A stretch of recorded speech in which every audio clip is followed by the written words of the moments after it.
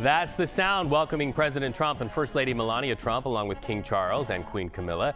This played out at the historic Windsor Castle earlier as part of the president's unprecedented second state visit to the UK. We also know the president and First Lady visited the tomb of the late Queen Elizabeth and laid a wreath in tribute. So let's talk about all of what you're going to see by the time you see your dinner time headlines. CBS News senior White House and political correspondent Ed O'Keefe working overtime live from Windsor. So what's the president's goal number one for this trip? Overtime is right, Reed. Good to see you again. The goal of this trip is twofold. There's some substance and then there's some sizzle.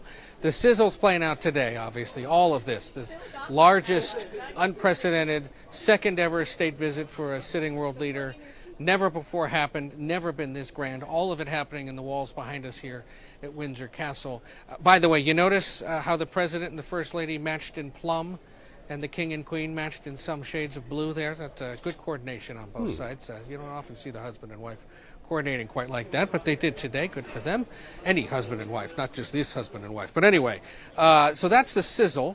And the state dinner is yet to come tonight. We're set to learn some details of who's coming to dinner, how it's going to go. Apparently it took 5 days to set the table. That much we know, because it's just such an elaborate setup there in St. George's Hall. All of that to come. Stay with us for that. The substance is all about trade. Business, business, business, right? This is the first trade agreement that the Trump administration was able to successfully get with any other country. The UK wanted to be first. Part of the reason they were able to be first is because of what's happening today.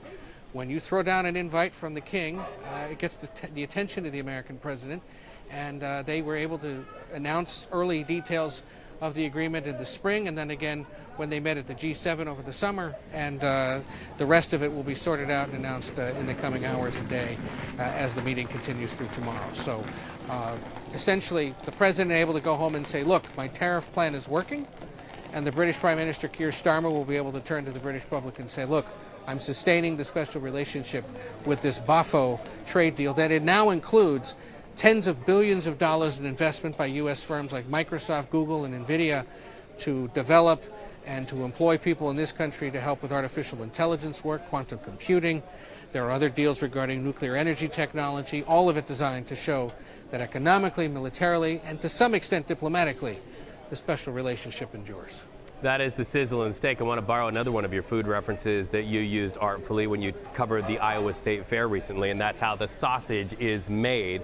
You know, we're seeing these signs of unity there between the two countries, but we do know there are some deep divides. I'm thinking of King Charles and his recent address to people in Canada at Parliament, and of course the issue of Russia and Ukraine.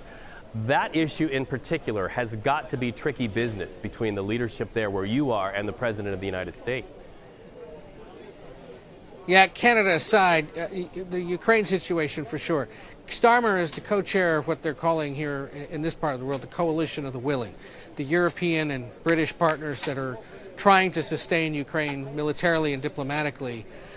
So Starmer has this unique opportunity tonight into tomorrow to reiterate to the president concerns about the future of that war and try to get assurances that the United States will continue to stand with Ukraine as it continues to face this bombardment, unprecedented bombardment from Vladimir Putin ever since he met with President Trump in Alaska a few weeks ago.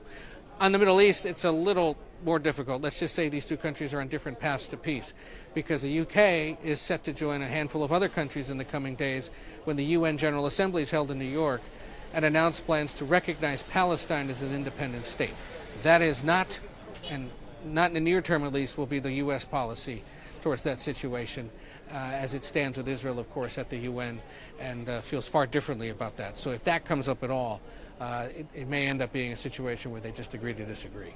Colors of attire matching, but perhaps not perspective. Ed O'Keefe, CBS News senior White House and political correspondent. Thank you so much. Good to talk to you.